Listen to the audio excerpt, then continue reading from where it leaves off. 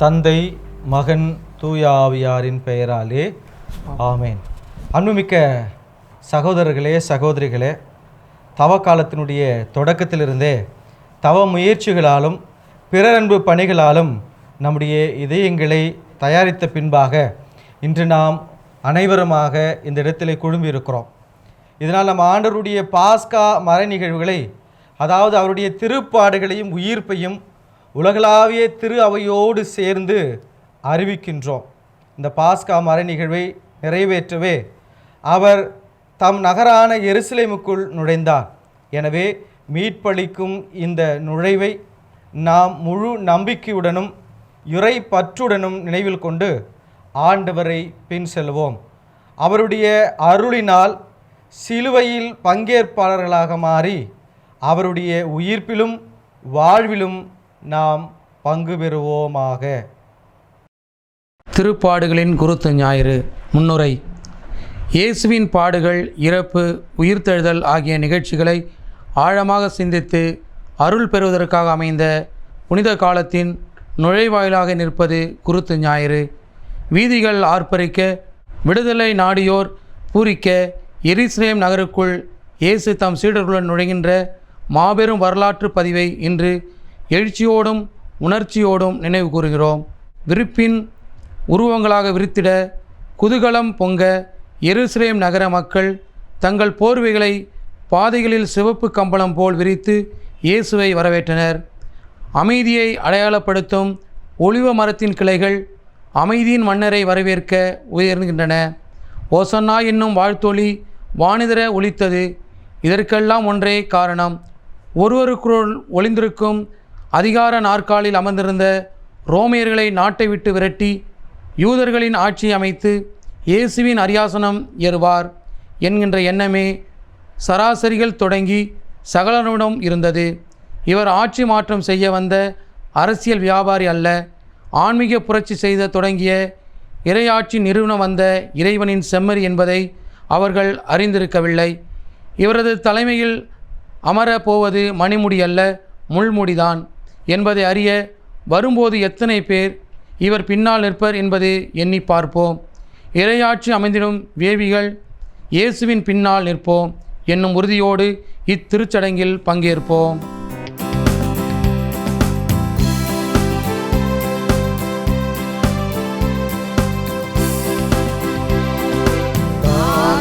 மகனுக்கு ஓசன்னா, ஆண்டவர் பெயரால் வருகிறவர், ஆசி நிரம்ப பெற்றவரே, இஸ்ராயேலின் பேரரசே, உன்னதங்களிலே ஓசன்னா, உன்னதங்களிலே ஓசன்னா.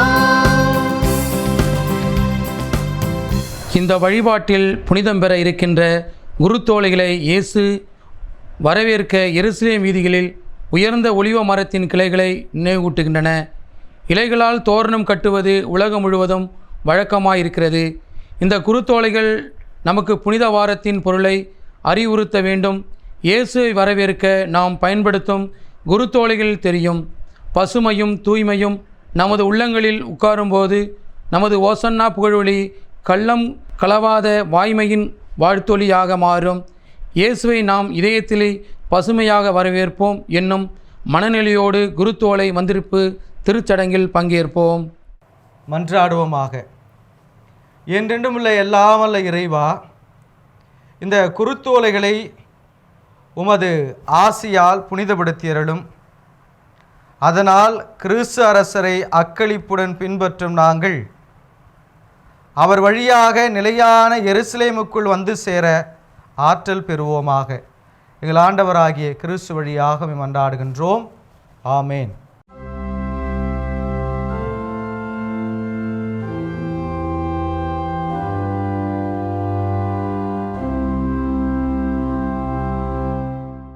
ஆண்டவர் உங்களோடு இருப்பாராக, உம் ஆன்மாவோடும் இருப்பாராக. மார்க் எழுதிய தூய நற்செய்தி வாசகம். ஆண்டவரே, மாட்சி உமக்கே. அதிகாரம் 11, இறைவார்த்தைகள் 1-10 முடிய. இயேசு தம் சீடரோடு ஒலிவமலை அருகில் உள்ள பெத்பகு பெத்தானியா என்னும் ஊர்களுக்கு வந்து எருசலேமை நெருங்கிய போது 2 சீடர்களை அனுப்பி, உங்களுக்கு எதிரே இருக்கும் ஊருக்குள் போங்கள். அதில் நுழைந்தவுடன் இதுவரை யாரும் அமராத ஒரு கழுதை குட்டியை கட்டி வைக்கப்பட்டிருப்பதை காண்பீர்கள். அதை அவிழ்த்து கொண்டு வாருங்கள். யாராவது உங்களிடம் ஏன் இப்படி செய்கிறீர்கள் என்று கேட்டால், இது ஆண்டவருக்கு தேவை, இதை அவர் உடனே திருப்பி இங்கே அனுப்பிவிடுவார் என சொல்லுங்கள் என்றார். அவர்கள் சென்று ஒரு வீட்டு வாயிலுக்கு வெளியே தெருவில் ஒரு கழுதைக்குட்டியை கட்டி வைத்திருப்பதைக் கண்டு அதை அவிழ்த்து கொண்டிருக்கையில் அங்கே நின்று கொண்டிருந்த சிலர் அவரிடம், என்ன செய்கிறீர்கள்? கழுதைக்குட்டியையா அவிழ்க்கிறீர்கள் என்று கேட்டனர். அவர்கள் இயேசு தங்களுக்கு கூறியபடியே சொல்ல அங்கு நின்றவர்களும் போகவிட்டனர். பிறகு அக்கழுதைக்குட்டியை இயேசுவிடம் கொண்டு வந்து அதன் மேல் தங்கள் மேலுடைகளை போட அவர் அதன் மேல் அமர்ந்தார். பலர் தங்கள் மேலுடைகளையும் வேறு சிலர் முன்னேயும் பின்னேயும் சென்றார்கள். ஓசன்னா, ஆண்டவர் பெயரால் வருகிறவர் ஆசி பெற்றவர், வரவிருக்கும் நம் தந்தை தாவீதின் அரசு ஆசி பெற்றதே, உன்னதத்தில் ஓசன்னா என்று ஆர்ப்பரித்தனர். ஆண்டவரின் அருள்வாக்கு. கிறிஸ்துவே உமக்கு புகழ். உலகமெங்கும் ஊர்வலங்கள் அன்றாடம் தொடர்ந்து கொண்டிருக்கின்றன. கவனத்தை ஈர்க்கும் கண்டனத்தை தெரிவிக்கவும், விழிப்புணர்வை ஏற்படுத்தவும், வெற்றி வாய்ப்பை வெளிப்படுத்தவும், அரசியல் பலத்தை காட்டவும் இப்படி பல உள்நோக்கங்களுடன் ஊர்வலங்கள் நடக்கின்றன. இயேசுவின் எருசலேம் பயணத்தை பவனியாக நினைவு கூற நாம் இங்கே குழுமியுள்ளோம். எருசலேம் என்னும் சொல்லுக்கு அமைதி நகரம் என்பது பொருள். அமைதியை தொலைந்த அந்த நகரத்திற்கு அமைதியின் தூதர் இயேசு அமைதியின் அடையாளமாக ஒலிவக்கிளையுடன் அழைத்து செல்லப்படுகிறார். இது ஊராய் அலைந்து திரட்டி கூட்டமல்ல, ஆர்வமிகுதியால் ஆர்ப்பரித்த மக்கள் தானாக கூடிய கூட்டம். இயேசு என்னும் ஒப்புரவில்லாத கூடிய கூட்டம். நமது பவனி இயேசுவை முன்னிறுத்துகிறது. இறையாட்சியை இலக்கியதாகவும் அமையட்டும். குருத்தோலைகளுடன் புறப்பட்டு புனிதர் கூட்டமாய் சமூக அமைதியை ஏற்படுத்தட்டும். பகைமை எண்ணங்களாலும் சிந்தனை வேற்றுமைகளாலும் சுயநல சூழ்ச்சிகளாலும் உடைந்து கிடக்கின்ற சமூகத்தில் அமைதியின் கிளைகள் உயர்ந்திட பக்தியோடு இந்த பவனியில் பங்கேற்போம். அன்புக்குரிய சகோதரர்களே, சகோதரிகளே, நாளை நாம் குருத்தோலையினுடைய பெருவிழாவை கொண்டாடுகின்றோம். நமது கரங்களில் இருக்கிற அந்த குருத்தோலைகளை மகிழ்வோடு கரங்களிலே ஏந்தியவர்களாக இருவராக நாம் வரிசையிலே உன்னதங்களிலே கடவுளுக்கு ஓசன்னா என்று சொல்லி தாவீதின் மகனுக்கு பாடல்களை பாடிக்கொண்டு ஆர்ப்பரிப்போடு நமது எருசலேம் ஆகிய பங்கு ஆலயத்தை நோக்கி பயணிப்போம். பயணிக்கிற வேளையிலே பாடல்களை பாடுவோம். ஆர்ப்பரிப்போடு ஜப உணர்வுகளோடு நாம் பயணிப்போம்.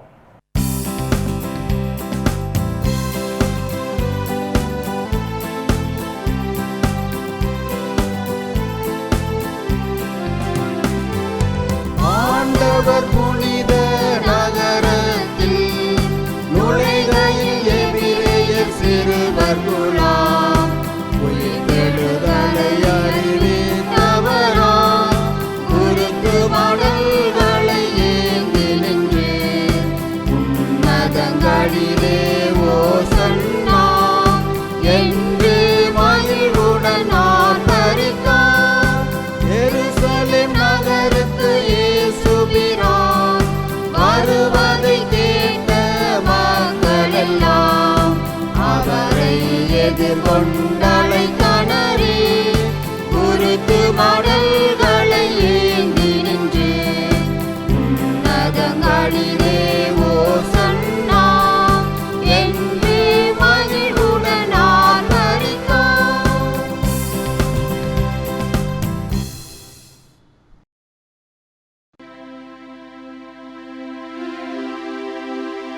மன்றாடுவோமாக.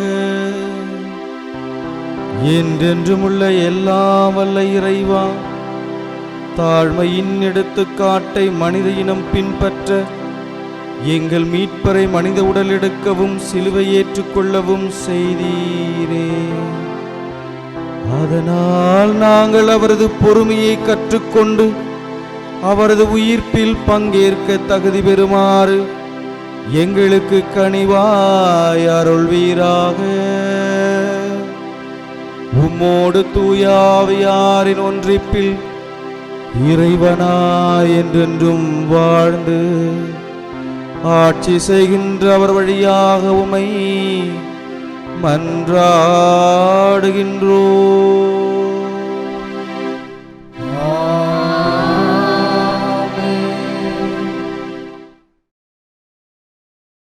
முதல் வாசகம். நிந்தை செய்வோருக்கு என் முகத்தை மறைக்கவில்லை, இழிநிலையை நான் அடைவதில்லை என்று அறிவேன். இறைவாக்கினர் எசாயா நூலிலிருந்து வாசகம்.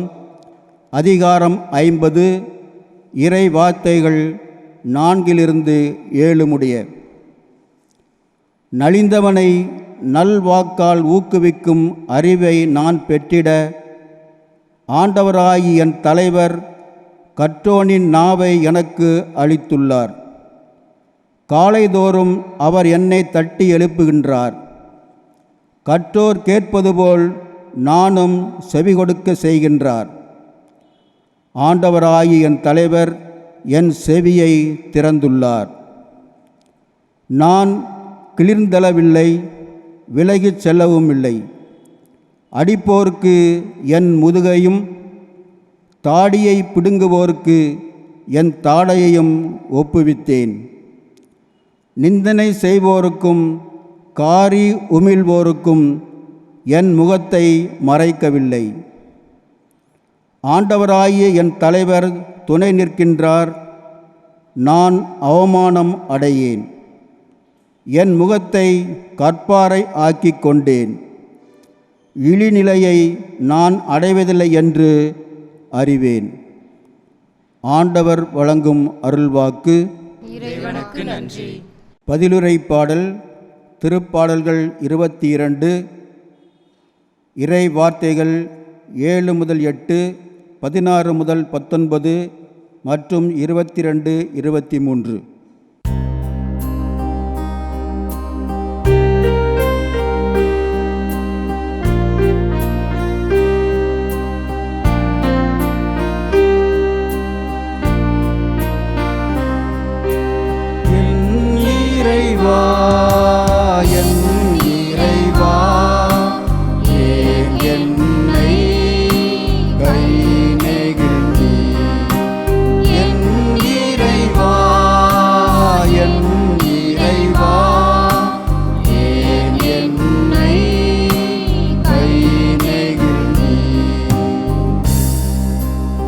என்னை பார்ப்போர் எல்லோரும் என்னை ஏளனம் செய்கின்றனர்.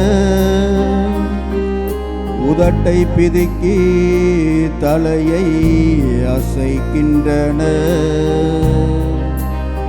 ஆண்டவர் மீது நம்பிக்கை வைத்தானே, அவர் மீட்கட்டும்.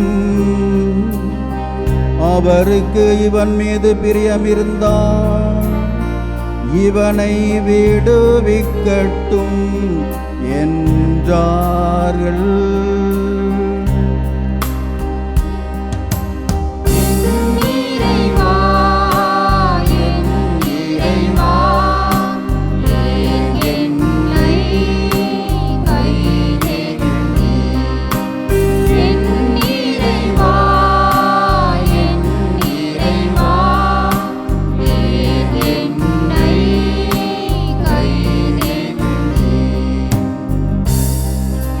ஏனெனில் பல நாய்கள் என்னை சூழ்ந்து கொண்டன.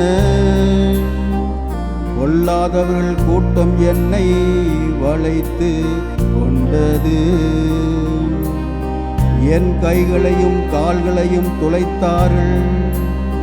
என் எலும்புகளையெல்லாம் நான் எண்ணிவிட முடியும்.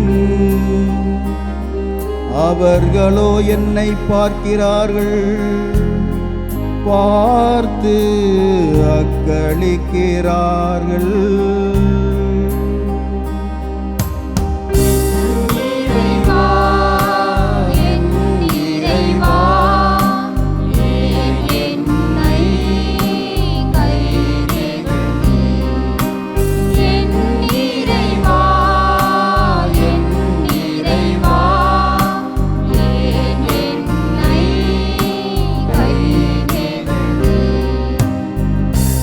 என் ஆடைகளை தங்களுக்குள் பகிர்ந்து கொள்கிறார்கள். என் உடை மீது சீட்டு போடுகிறார்கள். ஆனால் நீரோ ஆண்டவரே, என்னை விட்டு தொலைவில் போய்விடாதேயும். எனக்கு துணையாக நீர் எனக்கு உதவி புரிய விரைந்து வாரும்.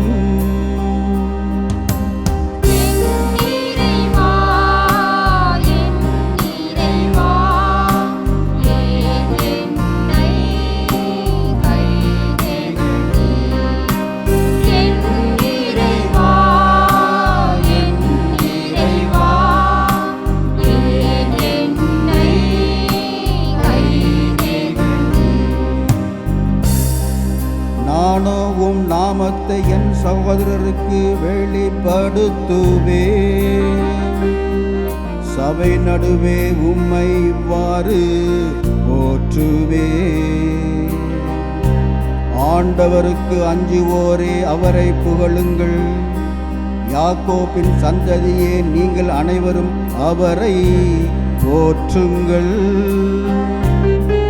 இஸ்ராயேல் மக்களே நீங்கள் அனைவரும் அவருக்கு அஞ்சுங்கள்.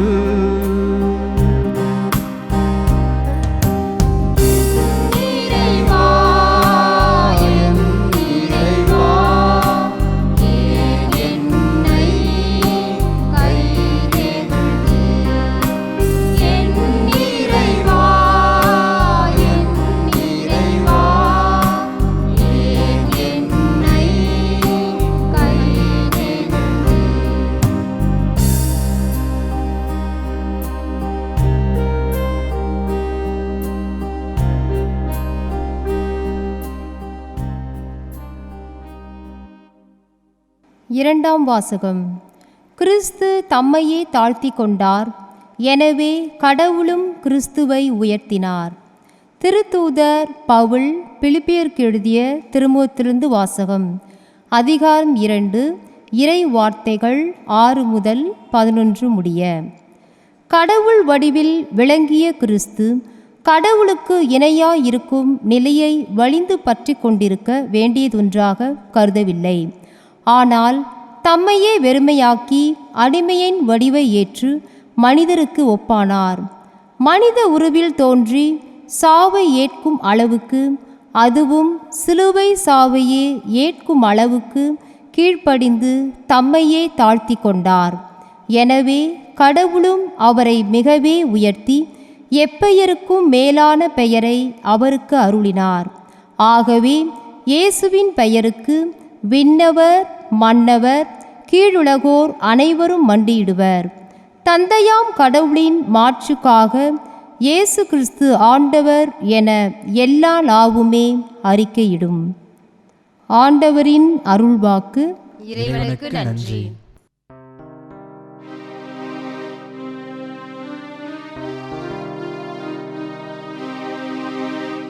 கிறிஸ்து தம்மை தாழ்த்தி சாவையேற்கும் அளவுக்கு, அதுவும் சிலுவை சாவையே ஏற்கும் அளவுக்கு கீழ்ப்படிபவரானார். ஆதலால் தாம் கடவுள் அவரை எல்லாருக்கும் மேலாய் உயர்த்தி எப்பெயருக்கும் மேலான பெயரை அவருக்கு அருளினார்.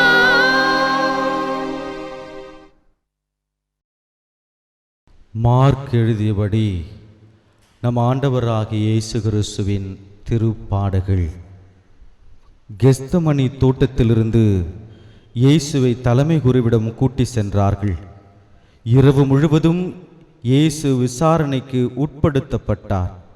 பொழுது விடிந்ததும் மூப்பரோடும் மறைநூல் அறிஞரோடும் தலைமை சங்கத்தார் அனைவரோடும் தலைமை குருக்கள் ஆலோசனை செய்து இயேசுவை கட்டி இழுத்துச் சென்று பிலாத்திடம் ஒப்படைத்தனர். பிலாத்து அவரை நோக்கி, நீ யூதரின் அரசனா என்று கேட்க, அவர், அவ்வாறு நீர் சொல்கிறீர் என்று பதில் கூறினார். தலைமை குருக்கள் அவர் மீது பல குற்றங்களை சுமத்தினார்கள். மீண்டும் பிலாத்து, நீ பதில் ஒன்றும் சொல்ல மாட்டாயா? உன் மீது இத்தனை குற்றங்களை சுமத்துகிறார்களே என்று அவரிடம் கேட்டான். இயேசுவோ எவ்வதிலும் கூறவில்லை. ஆகவே பிலாத்து வியப்புற்றான். விழாவின் போது மக்கள் கேட்டுக்கொள்ளும் ஒரு கைதியை அவர்களுக்காக பிலாத்து விடுதலை செய்வது உண்டு. பரபா என்னும் கைதி ஒருவன் இருந்தான். ஒரு காலத்தில் கொலை செய்த கலகக்காரரோடு பிடிபட்டவன் அவன். மக்கள் கூட்டம் வந்து வழக்கமாய் செய்வது போல ஒரு கைதியை விடுதலை செய்யுமாறு பிலாத்துவை வேண்டத் தொடங்கியது. அதற்கு பிலாத்து, யூதரின் அரசனை உங்களுக்காக நான் விடுதலை செய்ய வேண்டும் என்று விரும்புகிறீர்களா என்று கேட்டான். ஏனெனில் தலைமை குருக்கள் பொறாமையால் தான் அவரை ஒப்புவித்திருக்கிறார்கள் என்று அவர் உணர்ந்திருந்தான். அவரை ஒப்புவித்திருந்தார்கள் என்று அவர் உணர்ந்திருந்தான். ஆனால் தலைமை குருக்கள் தங்களுக்கு பரபாவையே அவன் விடுதலை செய்ய வேண்டும் என கேட்குமாறு கூட்டத்தினரை தூண்டிவிட்டார்கள். பிலாத்து மீண்டும் அவர்களை பார்த்து, அப்படியானால் நீங்கள் யூதரின் அரசன் என்று குறிப்பிடும் இவனை நான் என்ன செய்ய வேண்டும் என்று கேட்டான். அவர்கள், அவனை சிலுவையில் அறையும் என்று மீண்டும் கத்தினார்கள். அதற்கு பிலாத்து, இவன் செய்த குற்றம் என்ன என்று கேட்க, அவர்கள், அவனை சிலுவையில் அறையும் என்று இன்னும் உரக்க கத்தினார்கள்.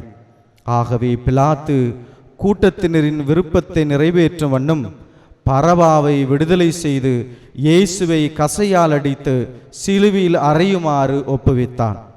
பிறகு படைவீரர் அவரை ஆளுநர் மாளிகையின் முற்றத்திற்கு இழுத்து கொண்டு போய் படைப்பிரிவினர் அனைவரையும் கூட்டினார். அவருக்கு செந்நிற ஆடை உடுத்தினர். ஒரு முள்முடி பின்னி அவருக்கு சூட்டி, யூதரின் அரசரே வாழ்க என்று அவரை வாழ்த்தத் தொடங்கினர். மேலும் கோலால் அவர் தலையில் அடித்து அவர் மீது துப்பி முழந்தால் படியிட்டு அவரை வணங்கினர். அவரை ஏளனம் செய்த பின் செந்நிற ஆடையை கழட்டிவிட்டு அவருடைய ஆடைகளை அணிவித்து அவரை சிலுவையில் அறைவதற்காக வெளியே கூட்டி சென்றார்கள். அப்பொழுது அலெக்சாந்தர், ரூபு ஆகியோருடைய தந்தையான சீரோன் ஊரை சேர்ந்த சீமோன் என்பவர் வயல்வெளியில் இருந்து வந்து கொண்டிருந்தார். படைவீரர் இயேசுவின் சிலுவையை சுமக்கும்படி அவரை கட்டாயப்படுத்தினார்கள். அவர்கள் மண்டை ஓட்டு இடம் என பொருள்படும் கொல்கதாவுக்கு இயேசுவை கொண்டு சென்றார்கள். அங்கே அவருக்கு வெள்ளை போலம் கலந்த திராட்சை ரசத்தை குடிக்க கொடுத்தார்கள். ஆனால் அவர் அதை பெற்றுக்கொள்ளவில்லை. பிறகு அவர்கள் அவரை சிலுவையில் அறைந்தார்கள். குலுக்கள் முறையில் யாருக்கு எது என்று பார்த்து அவருடைய ஆடையை தங்களுக்குள் பகிர்ந்து கொண்டார்கள். அவரை சிலுவையில் அறைந்தபோது காலை 9 மணி. அவரது மரண தண்டனைக்கான காரணத்தை அறிவிக்க யூதரின் அரசன் என்று அவர்கள் எழுதி வைத்தார்கள். அவருடைய வலப்புறம் ஒருவனும் இடப்புறம் ஒருவனுமான 2 கல்வர்களை அவருடன் சிலுவைகளில் அறைந்தார்கள். இவ்வாறு கொடியவருள் ஒருவராக கருதப்பட்டார் என்று மறைநூல் வாக்கு நிறைவேறிற்று.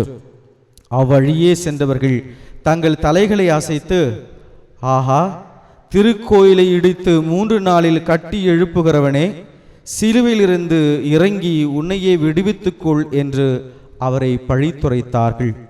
அவ்வாறே தலைமை குருக்கள் மறைநூல் அறிஞருடன் சேர்ந்து அவரை ஏளனம் செய்து, பிறரை விடுவித்தான், தன்னையே விடுவிக்க முடியவில்லை என்று தங்களிடையே பேசிக்கொண்டார்கள். அவர்கள், இஸ்ரேலின் அரசனாகிய மெசியா இப்போது சிலுவையிலிருந்து இறங்கி வரட்டும், அப்போது நாங்கள் கண்டு நம்புவோம் என்றார்கள். அவரோடு சிலுவையில் அறையப்பட்டிருந்தவர்களும் அவரை இகழ்ந்தார்கள். நண்பகல் வந்தபோது நாடெங்கும் இருள் உண்டாயிற்று. பிற்பகல் 3 மணி வரை அது நீடித்தது. பிற்பகல் 3 மணிக்கு இயேசு, எலோயி எலோயி லெமா சபத்தானி என்று உரக்க கத்தினார். என் இறைவா, என் இறைவா, ஏன் என்னை கைவிட்டீர் என்பது அதற்கு பொருள். சூழ நின்று கொண்டிருந்தவர்களுள் சிலர் அதை கேட்டு, இதோ எலியாவை கூப்பிடுகிறான் என்றனர். அப்பொழுது அவர்களுள் ஒருவர் ஓடிச் சென்று கடற்பஞ்சை எடுத்து புளித்த திராட்சை ரசத்தில் தோய்த்து அதை ஒரு கோலில் மாட்டி அவருக்கு குடிக்க கொடுத்து கொண்டே, பொறுங்கள், எலியா இவனை கீழே இறக்க வருவாரா பார்ப்போம் என்றார். இயேசுவோ உரக்க கத்தி உயிர் துறந்தார். அனைவரும் முழந்தால் படியிடுவோம்.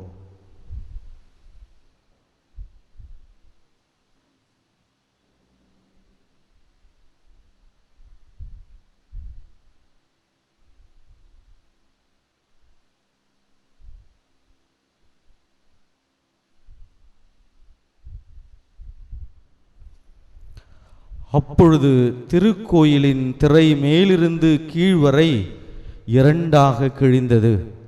அவருக்கு எதிரே நின்று கொண்டிருந்த 100 தலைவர் அவர் இவ்வாறு உயிர் துறந்ததைக் கண்டு, இம்மனிதர் உண்மையாகவே இறைமகன் என்றார்.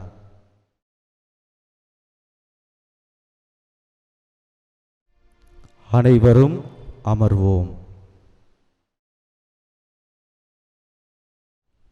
அன்புக்குரியவர்களே, இந்நாளிலே தாயாம் திருச்சபையானது குருத்து ஞாயிறை கொண்டாடுகிறது. இந்த குருத்து ஞாயிறு என்பது இயேசு மாட்சியோடு வெற்றி வீரராக எருசலேமுக்குள்ள நுழைந்த அந்த நிகழ்வை நினைவு கூறுகிறோம். இயேசு படப்போகிற பாடுகளை பற்றி இந்த வாரம் முழுமையாக நாம் சிந்திக்க போகிறோம். இந்த நாள் புனித வாரத்தினுடைய ஒரு நுழைவாயிலாக இருக்கிறது. இதை பாடுகளுடைய ஞாயிறு என்றும் நாம் அழைக்கிறோம். இந்நாளிலே 2 பெரும் நிகழ்வுகளை நாம் நினைவு கூறுகிறோம்.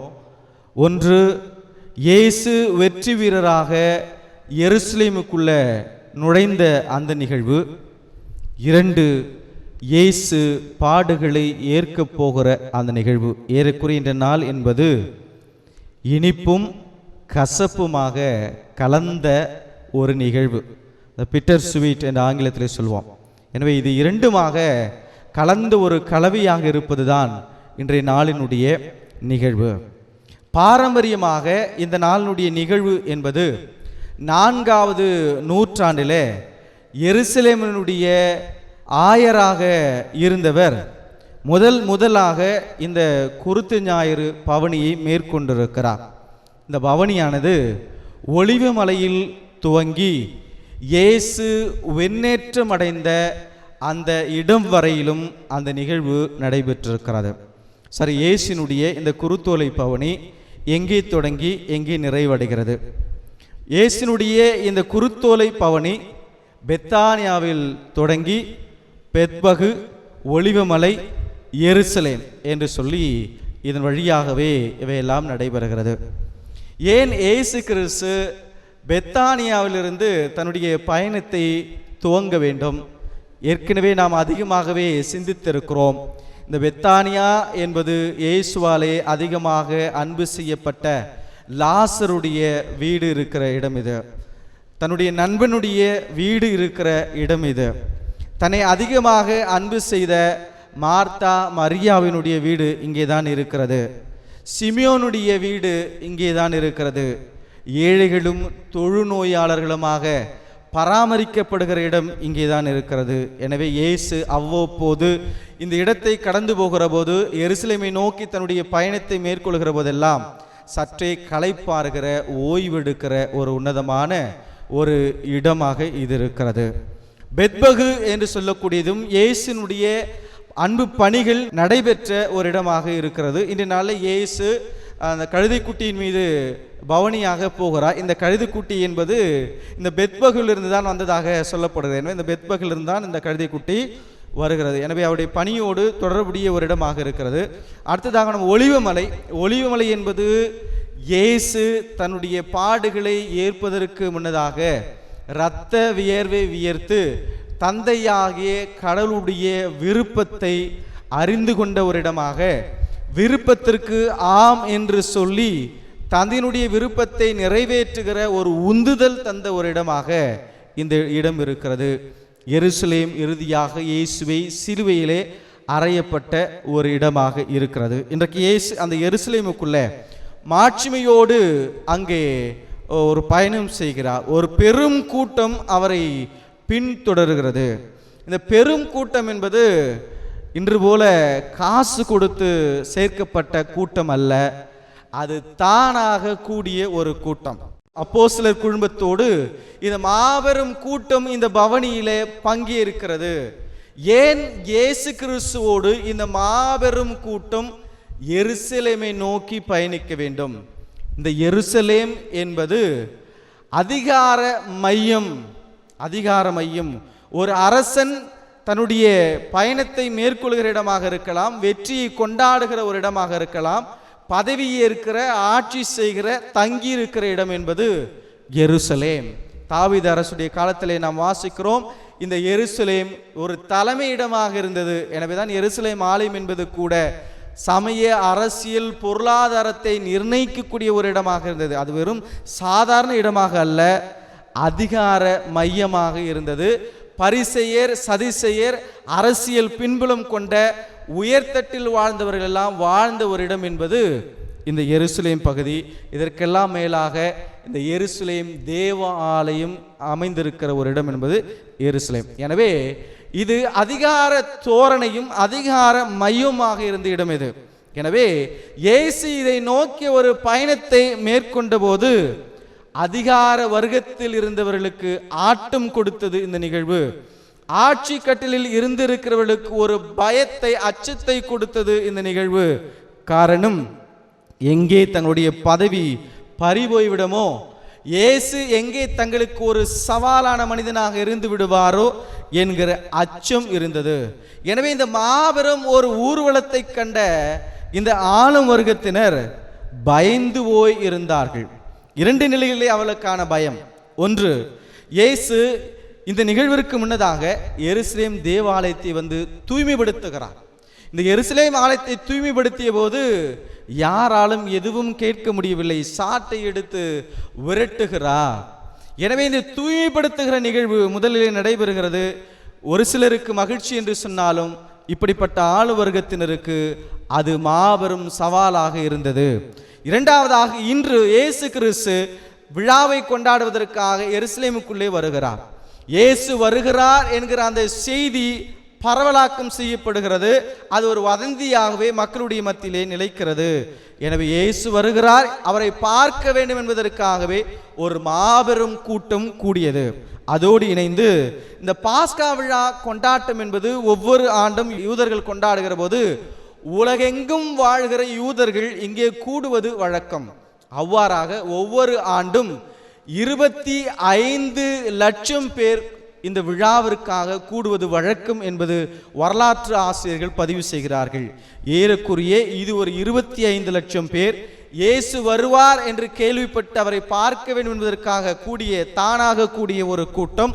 இயேசுவை பார்க்க வேண்டும் என்பதற்காக, இயேசு தொட வேண்டும், சுகம் பெற வேண்டும் என்பதற்காக கூடிய ஒரு கூட்டம், அப்போஸ்தலர் குழுமம் என்று சொல்லி இந்த மாபெரும் கூட்டத்தை கண்டவர்கள் அச்சமுற்றார்கள். கலக்கமும் அவர்களுக்கு இருந்தது. இங்கே சிந்திக்க வேண்டியது, இயேசு நினைத்திருந்தால் இந்த 25 லட்சம் பேரை கொண்டு அல்லது இவருக்கு பின்னாலே கூடிய ஒரு மாபெரும் கூட்டத்தை கொண்டு ரோமை ராஜ்யத்தை கலைத்திருக்க முடியும். ரோமை ராஜ்யத்தை கலைத்து தாங்கள் விரும்புகிற ஒரு மாபெரும் அரசை கட்டியெழுப்பியிருக்க முடியும். ஆனால் இயேசு அதற்காக வந்தவர் அல்ல. எனவே அந்த பணியை இயேசு கிறிஸ்து செய்யவில்லை. அதே போல இயேசு கிறிஸ்து இந்த எருசலேமுக்குள்ளே நுழைகிற போது கழுதைக்குட்டியின் மேலே அவர் நுழைகிறார்.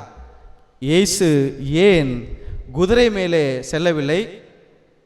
யூத மரபிலே ஒரு வழக்கம் இருக்கிறது. அரசன் ஒருவன் வேற்றரசருக்கு எதிராக அவன் போர் தொடுக்க போகிற போது குதிரை மேல் போவான். அவனுக்கு அமைதியை அறிவிக்க வேண்டும் என்று சொன்னால் அவன் கழுதின் மீது பயணம் செய்வான். எனவே இங்கே இயேசு கிறிஸ்து பயணம் செய்தது கழுதைக்குட்டியின் மீது அமைதியை அறிவிப்பதற்காக. ஒருவேளை அவர் குதிரையின் மீது பயணம் செய்திருந்தால் ஆட்சி பிடித்திருப்பார். ஆட்சி பிடிக்க வேண்டும் என்கிற ஆசை இருந்திருந்தால் மின்னல் வேகத்தில் அவர் குதிரை மீது பயணித்து ஆட்சியாளர்கள் அத்தனை பேரையும் வீழ்த்தி ஒரு மாபெரும் அரசாட்சி அவர் கட்டியிருப்பார். ஆனால் இங்கே அவர் பயணித்தது அதற்காக அல்ல. ஒரு கழுதை குட்டியின் மீதாக அமைதியினுடைய ஒரு அரசராக, தாட்சியினுடைய ஒரு மன்னராக இங்கே பயணம் செய்கிறார். இயேசு இந்த எருசலேமுக்குள்ளாக நுழைகிற இந்த நிகழ்வு பழைய ஏற்பாட்டினுடைய ஒரு பகுதியை நமக்கு நினைவுபடுத்துகிறது. ஒவ்வொரு ஆண்டும் இந்த பாஸ்கா பெருவிழாவின் போது எருசலேம் தேவாலயத்தில் 25,000க்கும் மேற்பட்ட ஆடுகள் அங்கே பலியாக ஒப்பு கொடுப்பது வழக்கம். ஆனால் அதிலே பாஸ்கா ஆடு என்கிற ஒரு ஆடு மட்டும் தனித்துமிக்க ஒரு ஆடாக அது ஒதுக்கி வைக்கப்படுகிறது. பாஸ்கா விழாவிற்கு 4 நாட்களுக்கு முன்னதாகவே அது ஒதுக்கி வைக்கப்படுகிறது. தலைமை குருவால் எருசலேமுக்குள்ளே அது பவனியாக எடுத்து செல்லப்பட்டு எருசலேம் தேவாலயத்திலே அது பலியாக ஒப்பு கொடுக்கப்படும். கடவுளுடைய செம்மறியாக, உலகின் பாவங்களை போக்குபவராக இயேசு எருசலேமுக்குள்ளே பவனியாக வந்து அவர் சிலுவையிலே அறையப்பட போகிறார், தனது இரத்தத்தை சிந்த போகிறார் என்பதனுடைய ஒரு முன் அடையாளமாகவே இது இருக்கிறது. எனவே இந்த நிகழ்வு நமக்கு முன் அறிவுறுத்துவது போலவே இயேசு கிறிஸ்துவும் இன்று எருசலேமுக்குள்ளே நுழைகிறார். அமைதியினுடைய மன்னனாக, தாட்சியினுடைய ஒரு மன்னனாக இயேசு கிறிஸ்து அங்கே உள்ளே நுழைகிறார். இயேசு கிறிஸ்து கழுதின் மீதாக பயணம் செய்தது என்பது மீண்டுமாக பழைய ஏற்பாட்டினுடைய சில பகுதிகளை நமக்கு நினைவுபடுத்துகிறது. கழுதைக்குட்டியின் மீதான பவனி என்பது செக்கரியா புத்தகம் 9வது அதிகாரம் 9வது இறைவசனத்திலே இவ்வாறாக நாம் வாசிக்கிறோம். மகளே சீயோன், மகிழ்ந்து களிகூறு, மகளே எருசலேம் ஆர்ப்பரி, இதோ உன் அரசர் உன்னிடம் வருகிறார். அவர் நீதி உள்ளவர், வெற்றி வேந்தர், எளிமை உள்ளவர், கழுதைக்குட்டியின் மேல் கழுதைக்குட்டியாக மரியின் மேல் ஏறி வருகிறார் என்கிற ஒரு செய்தி. அவர் வெற்றி வேந்தனாக, எளிமையினுடைய மன்னனாக, நீதி உள்ளவராக, அவர் ஒரு அரசனாக உடைய மத்தியிலே வருவார் என்கிற செக்கரியா புத்தகம் முன்னறிவித்தது இன்று இயேசுவின் வாயிலாக அது நிறைவேறுகிறது. இந்த கழுதைக்குட்டியின் மீதான இந்த பவனி என்பது இயேசுனுடைய காலத்திலே இயேசுக்கு மட்டும் நடைபெற்ற ஒரு நிகழ்வு அல்ல, பழைய ஏற்பாட்டிலும் நினைவுகூரத்தக்க சில நிகழ்வுகள் நமக்கு இருக்கிறது. சாலமோன் அரசன் தன்னுடைய பதவியை ஏற்பதற்கு முன்னதாக தாவீது அரசனுடைய கட்டளைக்கு இணங்க இந்த சாலமோன் அரசன் கழுதை மீதாக ஒரு பவனியை மேற்கொள்கிறான். நாம் அரசுடைய முதல் புத்தகம் 1வது அதிகாரம் 33வது இறைவசனம், மீண்டுமாக 38 இருந்து தொடர்ந்து அந்த வாசங்களை வாசிக்கிற போது நமக்கு அந்த செய்தி நமக்கு தெளிவுபடுகிறது. அரசர் அவர்களிடம், தாவீது அரசர் அவர்களிடம், உங்கள் தலைவனுடைய அலுவலரும் நீங்களும் சேர்ந்து என் மகன் சாலமோனை என் கோவேறு கழுதையின் மேல் அமர்த்தி அழைத்து செல்லுங்கள் என்கிற ஒரு செய்தியை அங்கே கொடுக்கிறார். எனவே தாவீது அரசருடைய கட்டளைக்கிணங்க சாலமோன் அருட்பொழிவு செய்யப்படுவதற்கு முன்னதாக கழுதை குட்டியின் மேலே பவனி செய்கிறார். அதே போல செப்பனியாவுடைய புத்தகத்தில் 3வது அதிகாரம் 16 முதல் 19 வரை இருக்கிற இறைவசனங்களிலும் இப்படியாக ஒரு செய்தி இறைவாக்கினர் வாயிலாக முன்னறிவிக்கப்படுகிறது. அந்நாட்களில் எருசலேமை நோக்கி இவ்வாறு கூறப்படும், சீயோனே அஞ்ச வேண்டாம், உன் கைகள் சோர்வடைய வேண்டாம், உன் கடவுளாகி ஆண்டவர் உன் நடுவில் இருக்கிறார். அவர் மாவீரர், மீட்பு அளிப்பவர், உன் பொருட்டு அவர் மகிழ்ந்து களிகூறுவார். தம் அன்பினால் உனக்கு புத்துயிரளிப்பார். உன்னை குறித்து அவர் மகிழ்ந்து ஆடி பாடுவார் என்று சொல்லி தொடர்ந்து அந்த நிகழ்வுகளும் முன்னறிவிக்கப்படுகிறது. அதே போல அரசருடைய 2வது புத்தகத்திலுமாக யோசபாத்தினுடைய மகன் ஏகு இப்படியாக வருகிற அந்த பவனியும் இங்கே நினைவுறுத்தப்படுகிறது. இது என்ன நினைவுறுத்துகிறது? எதை சொல்ல வருகிறது? மெஸ்ஸியா வருகிற போது மெஸ்ஸியாவின் காலத்திலே என்ன நடைபெறும் என்பதுதான் அந்த மெஸ்ஸியா வந்தபோது இவையெல்லாம் நிறைவேறுகிறது என்கிற நிகழ்வுதான். இயேசு எருசலேமுக்குள்ளே பவனியாக உள்ளே அழைத்து செல்லப்படுகிறார், போகிறார். அப்பொழுது அந்த மாபெரும் கூட்டம் கைகளிலே இலைகளோடும் தழைகளோடும் நின்று ஆர்ப்பரிக்கிறது. இயேசு ஆண்டவருக்காக தங்களுடைய உடைகளை தரையிலே விரித்து அவர் பயணம் செய்வதற்கான வழியை விடுகிறது. இந்த நிகழ்வு என்பதும் கூட பல பழைய ஏற்பாட்டு நிகழ்வுகளை நமக்கு நினைவுபடுத்துகிறது. கையிலே இருக்கிற அந்த குருத்தோலை எதனுடைய அடையாளம்? வெற்றியின் அடையாளம். எனவே இயேசு கிறிஸ்து இன்றைக்கு வெற்றி வீரராக எருசலேமுக்குள்ளே நுழைகிறார். தன்னுடைய ஆதரவாளர்களாக இருக்கிற ஏழைகளும் எளியவர்களும் ஆர்ப்பரிக்க மகிழ்ச்சியால் துள்ளி பாட இயேசு கிறிஸ்து இன்று எருசலேமுக்குள்ளே நுழைகிறார். 2, இந்த குருத்தோலை என்பது மகிழ்ச்சியினுடைய அடையாளம். எங்களை மீட்கப் போகிற ஒரு அரசர் எங்களுடைய மத்தியிலே இருக்கிறார் என்பதனுடைய மகிழ்ச்சி. எங்களை மீட்டெடுக்க போகிறார். அடிமையிலிருந்து அடிமைத்தனத்திலிருந்து மீட்டெடுத்து உரிமை பேரான ஒரு தேசத்தை மீண்டுமாக எங்களுக்கு வழங்கப் போகிறார். இந்த தேசத்திலே உரிமை பெற்ற மக்களாக நாங்கள் வாழப் போகிறோம் என்கிற அந்த கனவுகள் எல்லாம் இன்றைக்கு நனவாக மாறுகிறது. இயேசுவை பார்க்கிற போது அவளுக்கான அதீதமான மகிழ்ச்சி. எனவே இந்த குருத்தோலை என்பது மகிழ்ச்சியினுடைய அடையாளமாக இருக்கிறது. இதை தவிர எகிப்தியர்கள் தங்களுடைய கலாச்சாரத்தில் இந்த குருத்தோலைகளை பயன்படுத்தி இருக்கிறார்கள். எப்பொழுதெல்லாம் சவ ஊர்வலங்கள் நடைபெற்றதோ அப்பொழுதெல்லாம் எகிப்தியர்கள் தங்களுடைய கையிலே குருத்தோலையை கையிலே வைத்திருந்திருக்கிறார்கள். எதனுடைய அடையாளமாக?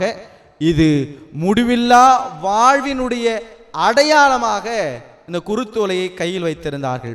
எனவே இன்றைக்கு இயேசு கிறிஸ்து கையில் வைத்திருந்த அந்த குருத்தோலை என்பதும் அல்லது மக்களுடைய கையில் இருக்கிற அந்த குருத்தோலையும் எதை நினைவுபடுத்துகிறது என்று சொன்னால், இயேசு என்கிற மெஸ்ஸியா நமக்கு வழங்கப் போகிற அந்த முடிவில்லா வாழ்வை நமக்கு நினைவுபடுத்துகிறது. யோவான் நற்செய்தியாளர் சொல்லுகிற அந்த நிறை வாழ்வை நமக்கு நினைவுபடுத்துகிறது. எனவே இந்த குருத்தோலை, நம்முடைய கைகளில் இருக்கிற அந்த குருத்தோலை என்பது முடிவில்லா வாழ்வின் அடையாளம். இறுதியாக தொடக்க கால திரு அவையில கிறிஸ்தவர்கள் தங்களுடைய கைகளிலே குருத்தோலையை வைத்திருந்திருக்கிறார்கள். எதற்காக இந்த குருத்தோலை வைத்திருக்கப்பட்டது? குறிப்பாக வேத சாட்சிகள் இருக்கிற போதெல்லாம் கையிலே வைத்திருந்ததாக சொல்லப்படுகிறது. இது ஒன்றுமல்ல, ஆன்மீக வெற்றி. நீங்கள் எங்களுடைய உடலை கொள்ளலாம், ஆன்மாவை கொல்ல இயலாது. நாங்கள் இந்த உலகினின்று வெற்றி அடைந்து விட்டோம். இயேசுவை போல வெற்றி வீரராக நாங்கள் உயிர் தெழுவோம். இயேசு ஆண்டவர் எங்களை உயிர்த்தெழச் செய்வா. இயேசுடைய அரியணையிலே அவருக்கு அருகாமையிலே நாங்கள் வீற்றிருப்போம் என்கிற அந்த துடிப்பை கொடுத்ததெல்லாம் இதுதான். எனவே இது வேத சாட்சிகளுடைய ஒரு அடையாளமாக, ஆன்மீகத்தில் தாங்கள் கொண்ட வெற்றியினுடைய அடையாளமாகவும் தங்களுடைய கைகளிலே வைத்திருந்தார்கள் என்பதுதான் வரலாறாக விவிலியம் நமக்கு பதிவு செய்கிறது. இது தவிர மக்கபேருடைய முதல் புத்தகம், 2வது புத்தகம், இதில் தொடர்ந்து 2 செய்திகள் பதிவு செய்யப்பட்டிருக்கிறது. முதலாவதாக மக்கபேருக்கு மக்கள் ஒரு மாபெரும் வரவேற்பை கொடுத்திருக்கிறார்கள். எப்படி? அவர்கள் பெற்ற வெற்றியினுடைய அடையாளமாக. மக்கபேருடைய முதல் புத்தகம் 13வது அதிகாரம் 51வது இறைவசனத்தில் இவ்வாறாக வாசிக்கிறோம். இஸ்ரேலின் பெரும் பகைவன் அழிக்கப்பட்டதால் 171ஆம் ஆண்டு 2ஆம் மாதம் 23ஆம் நாள் புகழ்பாக்களையும் நன்றி பாக்களையும் பாடிக்கொண்டும் குருத்தோலைகளை பிடித்து கொண்டும் யாழ், கைத்தாளம், சுரமண்டலம் ஆகிய இசைக்கருவிகளை மீட்டிக்கொண்டும் கோட்டைக்குள் யூதர்கள் நுழைந்தார்கள் என்று சொல்லி வேற்று அரசர்களிடமிருந்து தாங்கள் பெற்ற வெற்றியை கொண்டாடுவதற்காக யூதர்கள் தங்களுடைய கைகளிலே இந்த குருத்தோலையை பிடித்து கொண்டு யாழ் இசைத்து கொண்டு மற்ற இசைக்கருவிகளை எல்லாம் இசைத்து கொண்டு மகிழ்வோடு எருசலேமுக்குள்ளே நுழைந்தார்கள் என்பது மக்கபேருடைய முதல் புத்தகம் பதிவு செய்கிறது. இதை போலவே மக்கபேயருடைய 2வது புத்தகத்திலுமாக இன்னொரு செய்தி பதிவு செய்யப்படுகிறது. யூதா மக்கபேயனுடைய தலைமையில ஒரு மாபெரும் புரட்சி வெடிக்கிறது. அந்த புரட்சியினுடைய காரணமாக 4வது அந்தியோக்கு எப்பிபானஸ் என்று சொல்லக்கூடிய கிரேக்க படையை தோற்கடித்து யூதர்களுக்கு ஒரு மாபெரும் வெற்றியை வழங்குகிறான் யூதா மக்கபேயு. அப்பொழுதும் கூட இந்த இஸ்ரேல் மக்கள் தன்னுடைய கையிலே குருத்தோலை ஏந்தி கொண்டு வெற்றி வீரராக இந்த எருசலேமுக்குள்ளே நுழைந்ததாக சொல்லப்படுகிறது. அப்படி ஒவ்வொரு முறையும் இந்த எருசலேமுக்குள்ளாக நுழைகிற போது ஒரு திருப்பாடலை அதிகமாக ஜெபித்திருக்கிறார்கள். அந்த ஒரு திருப்பாடலை மீண்டும் மீண்டுமாக சொல்லி இருக்கிறார்கள். திருப்பாடல் 118, 25, 26 இறைவசனங்களை மீண்டும் மீண்டுமாக சொல்லி பாடியிருக்கிறார்கள், துதித்திருக்கிறார்கள், மகிழ்ந்திருக்கிறார்கள். இன்றைக்கு நாமும் கூட அதைத்தான் பவனியில பாடி மகிழ்வோடு இன்றைக்கு ஆலயத்திற்கு வந்திருக்கிறோம். ஆண்டவரே மீட்டருளும், ஆண்டவரே வெற்றிதாரும், ஆண்டவருடைய பெயரால் வருகிறவர் ஆசி பெற்றவர் என்று சொல்லி பாடி துதித்தார்கள். அதுதான் ஓசன்னா என்கிற முழக்கம். ஓசன்னா என்று சொன்னால் எங்களை மீட்டருளும், எங்களை விடுவிக்க வாரும் என்பதுதான். எனவே எங்களை மீட்க வருகிற கடவுள், எங்களை மீட்க போகிற ஒருவர் என்னுடைய மத்தியிலே இருக்கிறார். அதுவும் எப்படி வருகிறார்? ஆண்டவருடைய திருப்பெயராலே வந்திருக்கிறார் என்பதுதான் அவளுக்கான மகிழ்ச்சி.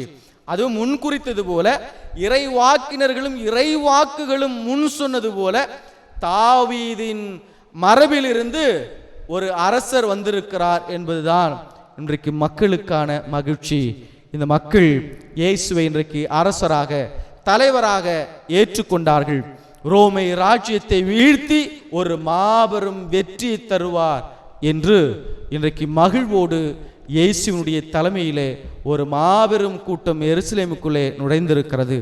நீங்களும் நானும் இந்த ஆலயத்தை ஒரு எருசலேமாக பாவித்து, ஆண்டவரே எங்களை மீட்டருளும், ஆண்டவரே எங்களை காத்தருளும், ஆண்டவரே எங்களுக்கு வாழ்வை தாரும் என்று சொல்லி குருத்தோலைகளோடு மகிழ்வோடு ஓசன்னா கீதங்களை பாடி இன்றைக்கு ஆலயத்திற்குள்ளே நுழைந்திருக்கிறோம்.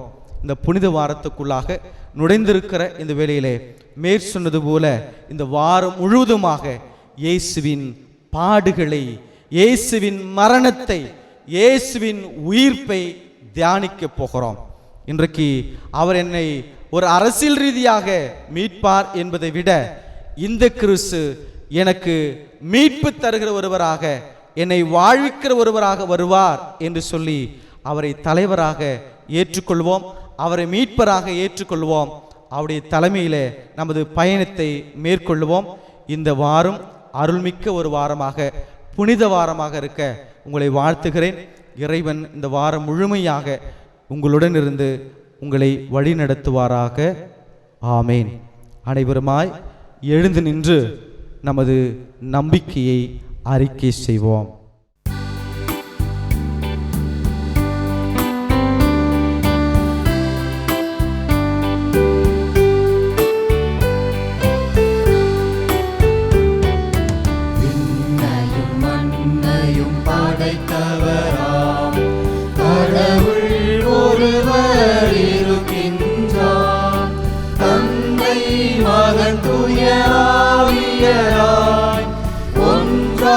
வாழ்வோரை நம்புகிறேன், தூய ஆவியின் வல்லமையால் இறைமகன் நமக்காய் மனிதரானார்.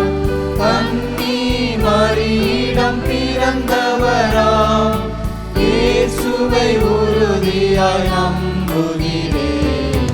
யாக்கோபின் ஆட்சியில் பாடுபட்டார், சிலுவையில் இறந்து அடக்கப்பட்டார், 3ஆம் நாளில் உயிர்த்தெழுந்தார், இறப்பின் மீதே வெற்றி கொண்டார். விண்ணகம் வாழும் தந்தையிடம் அரியணை கொண்டு இருக்கின்றார்.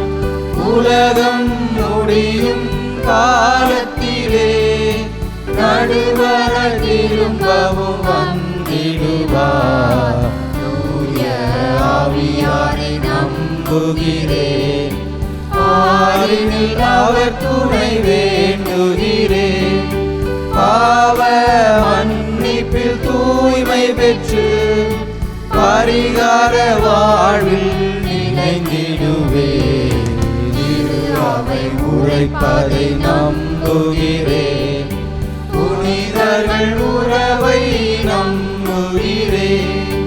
சுடரின் உயிர்ப்பை நிலை வாழ்வை உறுதியுடனே நம்புகிறேன்.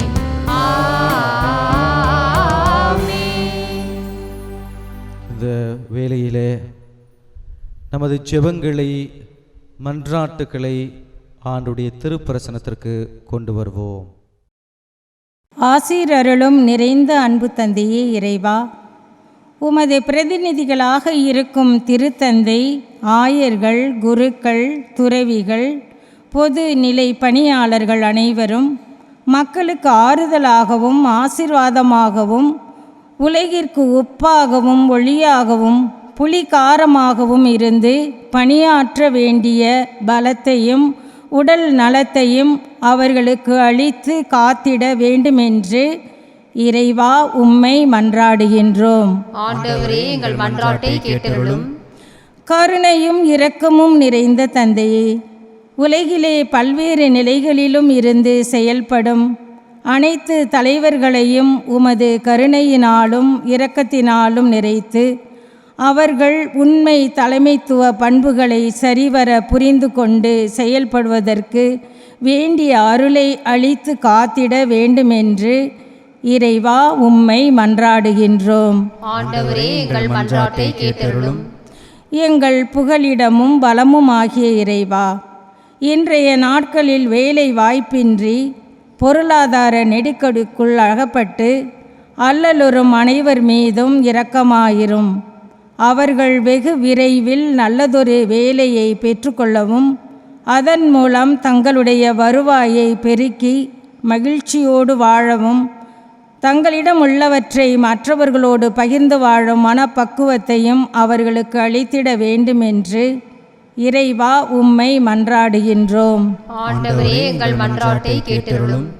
அன்பு தந்தையே இறைவா, உமது திருநாமத்தில் திருமுழுக்கு பெற்றுள்ள நாங்கள் அனைவரும் எம்முடைய வாழ்வாலும் வார்த்தையாலும் உம்மை மகிமைப்படுத்தி இறை உறவிலும் ஒழுக்கத்திலும் ஞானத்திலும் சமூக உறவிலும் சிறந்து விளங்கி உமக்கு உகந்த மக்களாக சாட்சியமாக வாழவும் அமைதியின் தூதுவர்களாக செயல்படவும் உமது பாடுகள், மரணம், உயிர்ப்பு ஆகியவற்றின் செய்திகளை ஏற்று புனித வாழ்வு வாழ எம்மை ஆசீர்வதித்து வழி நடத்தி அருள வேண்டுமென்று இறைவா உம்மை மன்றாடுகின்றோம். ஆண்டவரே, எங்கள் மன்றாட்டை கேட்டருளும். அன்பு இயேசுவே, இந்த நாளிலே உமது பாடுகளையும் வெற்றி வீரராக நீர் எருசலேமுக்குள்ளே நுழைந்த அந்த அற்புத நிகழ்வையும் இன்று நாங்கள் தியானித்தோம். பவனியாக ஓசன்னா என்று சொல்லி பாடி குருத்தோலைகளை அசைத்து மகிழ்வோடு இன்றைக்கு ஆலயத்துக்குள்ளே நுழைந்திருக்கிறோம். யூத மக்கள் எங்களை மீட்டெடுக்க ஒருவர் வரமாட்டாரா, எங்களுக்கு வாழ்வளிக்கிற ஒருவர் வரமாட்டாரா என்று காத்து கொண்டிருந்த பலருக்கு உமது வருகை என்பது மகிழ்வாக வெற்றியாக இருந்ததாகவே நாங்கள் விவிலியத்திலே வாசிக்கிறோம்.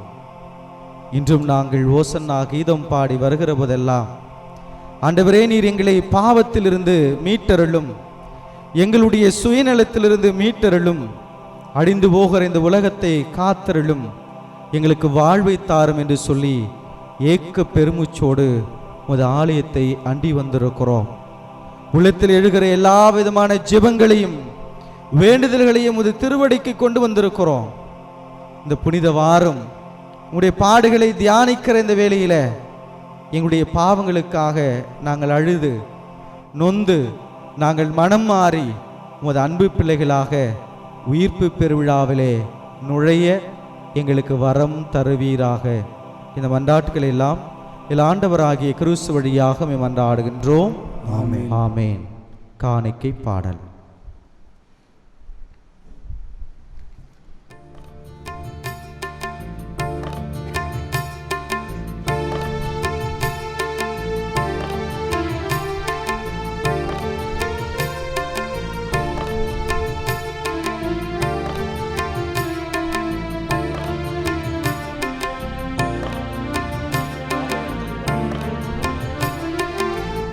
இறந்து படும் ஏழையின் பலி உமக்கு ஆகுமோ? என்றும் வினையில்லாத தேவனே இது தகுதியாகுமோ? இறந்து படும் ஏழையின் பலி உமக்கு ஆகுமோ?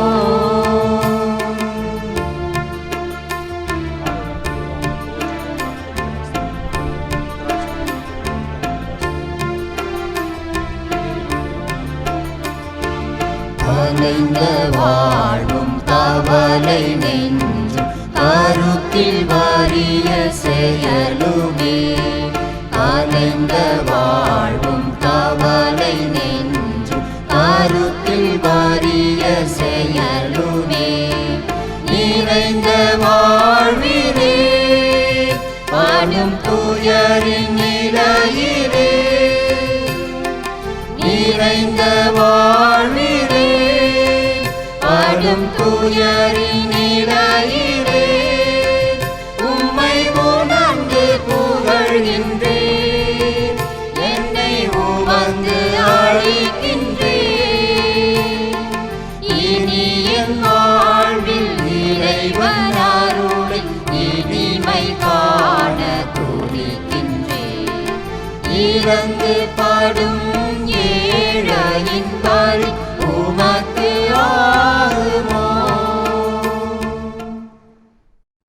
சகோதரரே சகோதரிகளே, உங்களுடையதும் என்னுடையதுமான இந்த பலி எல்லாம் வல்ல தந்தையாகிய இறைவனுக்கு ஏற்றதாம்படி மன்றாடுவோம். ஆண்டவர் தமது பெயரின் புகழ்ச்சிக்காகவும் மாட்சிக்காகவும் தமது நன்மைக்காகவும் புனித திரு அவை அனைத்தின் நலனுக்காகவும் உமது கையின்படி வரியை ஏற்றுக்கொள்வாராக.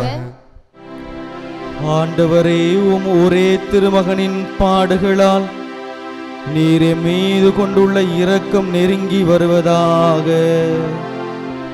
எங்கள் செயல்களால் தகுதியற்றவர்களாயினும் இந்த ஒரே பலியினுடைய ஆற்றலால் உமது இரக்கத்தை முன்கூட்டியே நாங்கள் கண்டுணர்வோமாக. எங்கள் ஆண்டவராகிய கிறிஸ்து வழியாக உமை மன்றாடுகின்றோம்.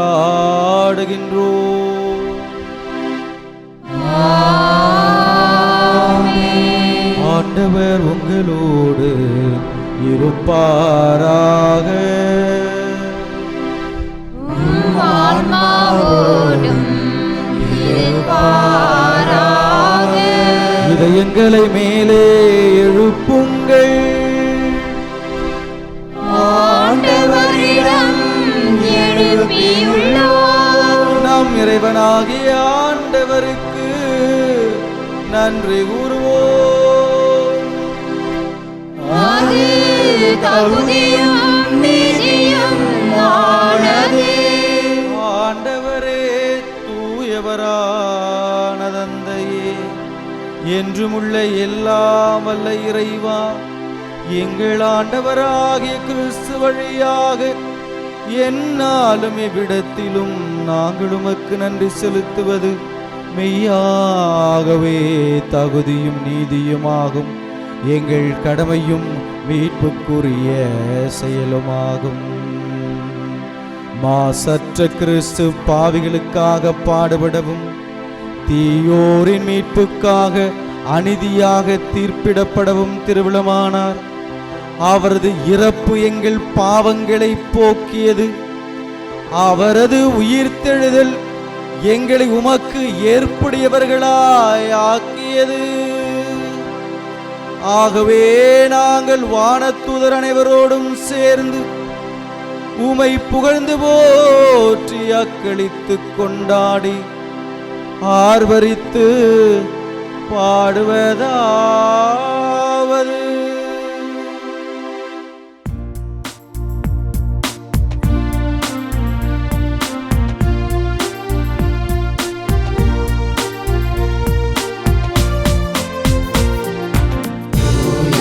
தூயவர் தூயவர் ஆண்படைகளின் கடவுளாம் ஆண்டவர். விண்ணகமும் மண்ணகமும் உமது மாட்சியால் நிறைந்துள்ளன.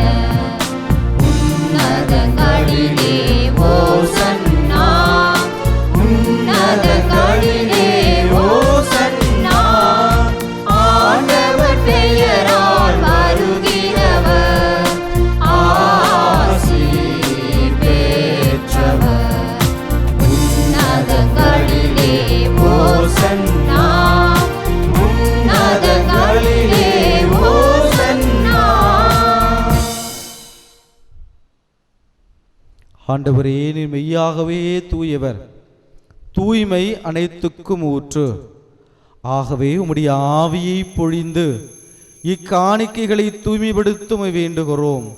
இவ்வாறு எங்கள் ஆண்டவர் இயேசு கிறிஸ்துவின் உடலும் இரத்தமுமாக எங்களுக்கு இவை மாறுவனவாக. அவர் பாடுபட உளம் கனிந்து தம்மை கையளித்த போது அப்பத்தை எடுத்து நன்றி செலுத்தி அதை பிட்டு தம் சீடர்களுக்கு அளித்து இயேசு கூறியதாவது: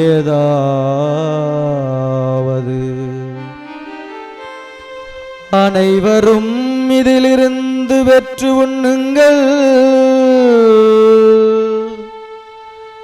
ஏனெனில் இது உங்களுக்காக கையளிக்கப்படும் என் உடல்.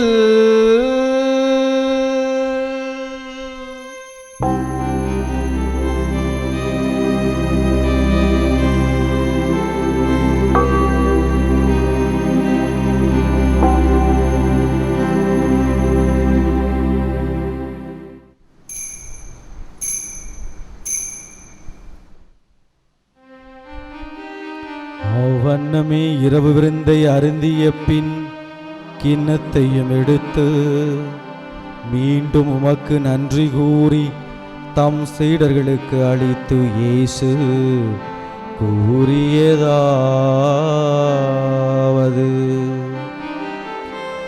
அனைவரும் இதிலிருந்து பெற்று பருகுங்கள், ஏனெனில் இது புதிய நிலையான உடன்படிக்கைக்குரிய என் இரத்தத்தின் கிண்ணம். இது பாவ மன்னிப்புக்கென்று உங்களுக்காகவும் பலருக்காகவும் சிந்தப்படும். இதை என் நினைவாக செய்யுங்கள்.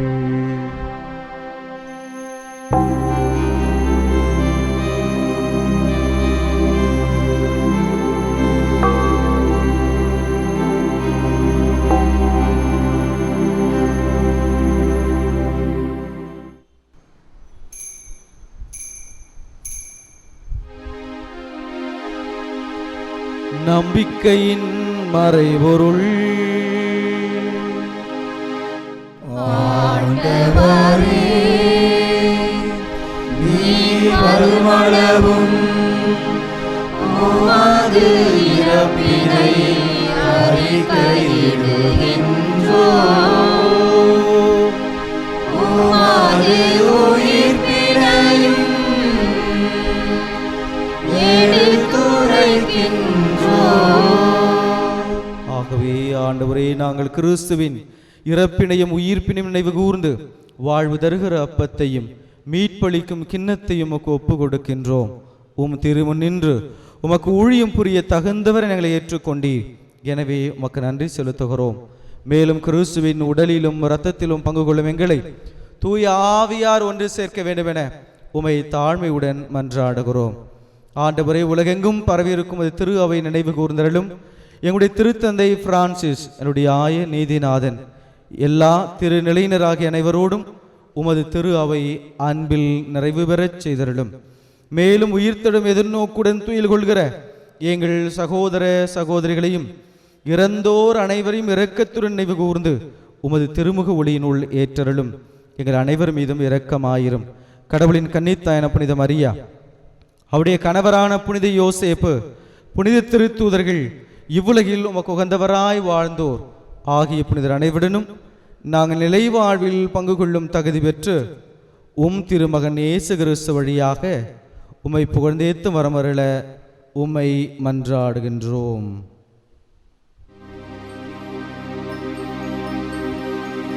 இவர் வழியாக இவரோடு இவரில் எல்லாம் வல்ல இறைவனாகிய தந்தையே, தூய ஆவியாரின் ஒன்றிப்பில் எல்லா புகழும் மாட்சிமையும் என்றென்றும் உமக்கு உரியதே.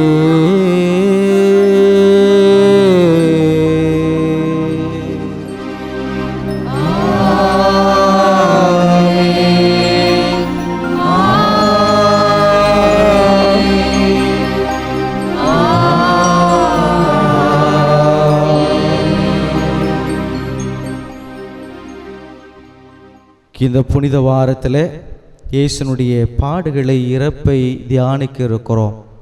இந்த நாட்கள் நமக்கு மீட்பை தருகிற நாட்களாக, வாழ்வை தருகிற ஒரு நாட்களாக இருக்க அவர் கற்பித்த ஜெபத்தை இணைந்து ஜெபிப்போம். விண்ணுலகில் இருக்கிற எங்கள் தந்தையே, உமது பெயர் தூயதென போற்ற பெறுக, உமது ஆட்சி வருக, உமது திருவுளம் விண்ணுலகில் நிறைவேறுவது போல மண்ணுலகிலும் நிறைவேறுக. எங்கள் அன்றாட உணவை இன்று எங்களுக்கு தாரும். எங்களுக்கு எதிராக குற்றம் செய்வோரை நாங்கள் மன்னிப்பது போல எங்கள் குற்றங்களை மன்னியும். எங்களை சோதனைக்கு உட்படுத்தாதையும் தீமையிலிருந்து. ஆண்டவரே, தீமை அனைத்திலுமிருந்தும் எங்களை விடுவித்து எங்கள் வாழ்நாளில் அமைதியை கனிவுடன் அருளும் மன்றாடுகிறோம். உமது இரக்கத்தின் உதவியால் நாங்கள் பாவத்திலிருந்து எப்போதும் விடுதலை பெற்று யாதொரு கலக்கமும் இன்றி நலமாயிருப்போமாக. நாங்கள் எதிர்நோக்கி இருக்கும் பேர்மத்துக்காகவும் எம் மீட்பராகிய இயேசு கிறிஸ்துவின் வருகைக்காகவும் காத்திருக்கின்றோம். ஏனெனில் ஆட்சியும் வல்லமையும் மாட்சியும் என்றென்றும் உமதே. ஆண்டவரே இயேசு கிறிஸ்துவே, அமைதி உங்களுக்கு விட்டுச் செல்கிறேன், என் அமைதியே உங்களுக்கு அளிக்கிறேன் என்பது திருத்தூதர்களுக்கு மொழிந்தீரே. எங்களுடைய பாவங்களை எல்லாம் பாராமல் உமது திரு அவையினுடைய நம்பிக்கையை கண்ணோக்கி உமது திருவுளத்திற்கு ஏற்ப அதற்கு அமைதியும் ஒற்றுமையும் அளித்தருள்வீராக. என்றென்றும் வாழ்ந்து ஆட்சி செய்கின்றவர் நீரே. ஆண்டவருடைய அமைதி உங்கள் அனைவரோடும் என்றும் இருப்பதாக. ஒருவருக்கொருவர் அமைதியை பகிர்ந்து கொள்வோம்.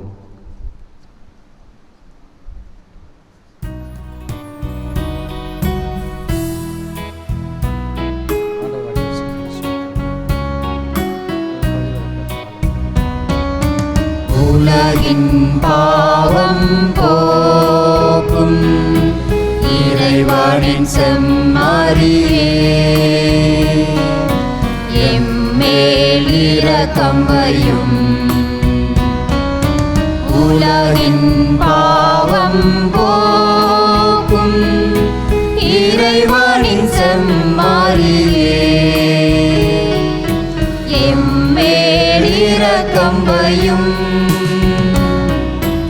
உலகின் பாவம் போக்கும் இறைவனின் செம்மறியே, எமக்கு அமைதி அருளும்.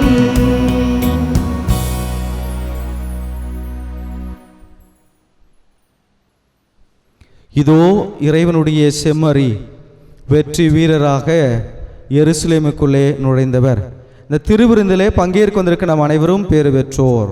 ஆண்டவரே, நீர் என் நிலத்தில் எழுந்துள்ள நான் தகுதியற்றவன், ஆனால் ஒரு வார்த்தை மட்டும் சொல்லிவிடும், எனது ஆன்மா நலமடையும்.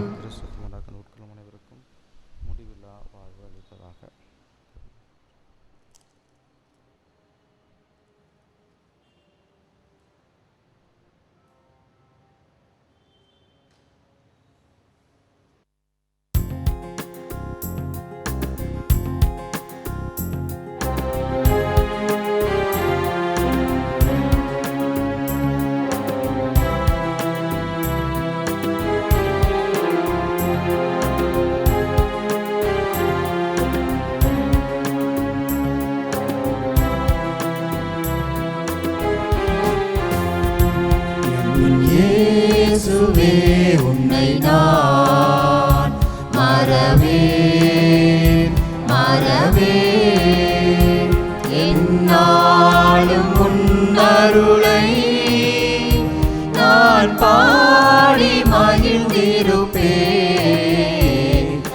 இயேசுவே உன்னை நான் மறவேன் மறவேன்.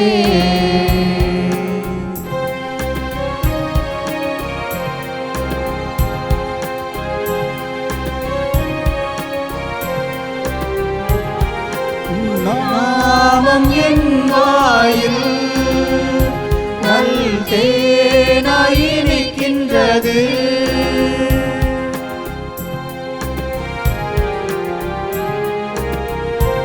உன் வாழ்வு என் நெஞ்சில் நல் செய்தியாய் தோணிக்கின்றது. உன் அன்பை நாளும் எண்ணும் போது ஆனந்தம் பிறக்கின்றது. என் இயேசுவே உன்னை நான் மறவேன் மறவேன். என்னாலும் உன் அருளை நான் பாடி மகிழ்ந்திருப்பேன். என் இயேசுவே உன்னை நான் மறவேன் மறவேன்.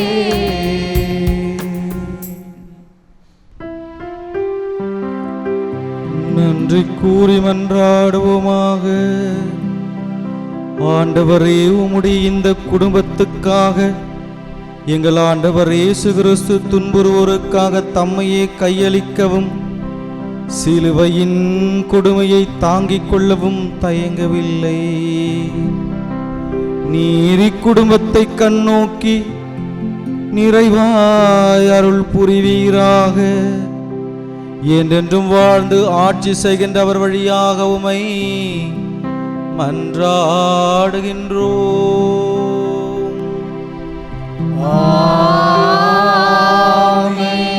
ஆண்டவர் உங்களோடு இருப்பாராக. ஆன்மாவோடும் இருப்பாராக. எல்லாம் வல்ல அன்பு இறைவன் தந்தை மகன் தூயாவியார் நம் அனைவரும் நிறைவாக ஆசீர்வதிப்பாராக.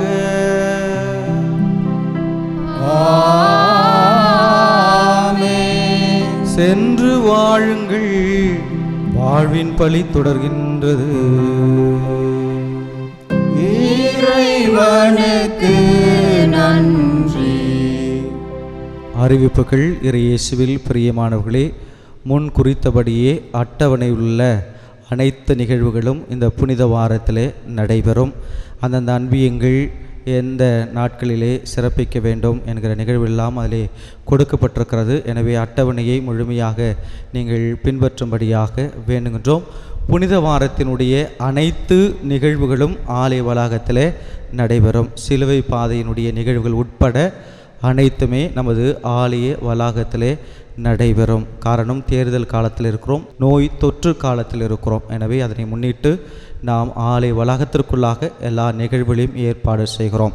எனவே இந்த வழிபாடுகளிலே பங்கேற்கிறவர்கள் கண்டிப்பாக அனைவரும் முகக்கவசம் அணிந்து வரும்படியாகவும், திரு நிகழ்வுகளிலே சமூக இடைவெளியை கடைபிடிக்கும்படியாகவும், ஆலய வளாகங்களிலே வைக்கப்பட்டிருக்கிற சானிடைசரை, கிருமி நாசினிகளை நீங்கள் பயன்படுத்தும்படியாகவும் அன்போடு வேண்டுகின்றோம். இந்த நாட்கள் ஆசீர்வாதமிக்க நாட்களாக இருக்க வேண்டும் என்று சொன்னால் உங்களுடைய ஒத்துழைப்பு தேவைப்படுகிறது. எனவே நம்மாலே யாருக்கும் எந்த பிரச்சனையும் வந்துவிடக்கூடாது. எனவே ஒவ்வொருவரும் அவரவருடைய நிலையிலே நோய் பரவாமல் இருக்க, தொற்று பரவாமல் இருக்க நாம் முயற்சி செய்வோம். நமக்கு அரசு கொடுத்திருக்கிற அத்தனை விதிமுறைகளையும் இந்த நாட்களிலே முழுமையாக கடைபிடிக்க முன் வருவோம். இறைவன் இந்த நாட்களை ஆசீர்வதித்து நம்முடன் இருந்து நம்மை வழிநடத்துவாராக.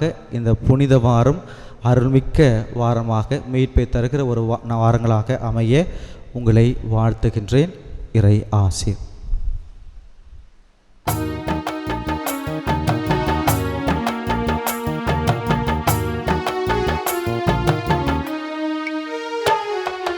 சுமை சுமந்து சோர்ந்திருப்போரே,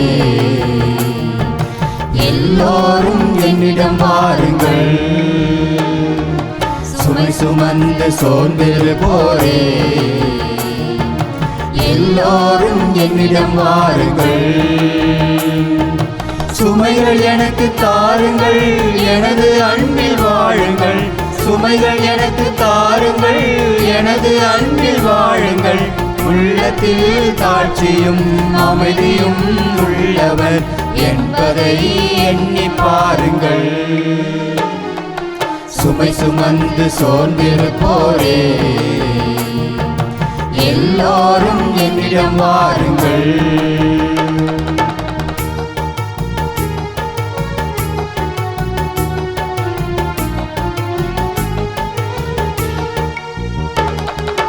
எளியவர்க்கு என்றும் உதவுங்கள், அன்பு இறை மக்களாய் என்றும் திகழுங்கள். எளியவர்க்கு என்றும் உதவுங்கள், அன்பு இறை மக்களாய் என்றும் திகழுங்கள். ஏழைகளை அன்பு செய்யுங்கள், ஏழைகளை அன்பு செய்யுங்கள். அவர் ஏற்றம் பெற என்றும் உழையுங்கள், அவர் ஏற்றம் பெற என்றும் உழையுங்கள். சுமை சுமந்து சோர்ந்திருப்போரே, எல்லோரும் என்னிடம் வாருங்கள். சுமை சுமந்து சோர்ந்திருப்போரே, எல்லோரும் என்னிடம் வாருங்கள். சுமைகள் எனக்கு தாருங்கள், எனது அன்பில் வாழுங்கள். சுமைகள் எனக்கு தாருங்கள், எனது அன்பில் வாழுங்கள். உள்ளத்தில் தாழ்ச்சியும் அமைதியும் உள்ளவர் என்பதை எண்ணி பாருங்கள். சுமை சுமந்து சோர்ந்திருப்போரே, எல்லோரும் என்னிடம் வாருங்கள்.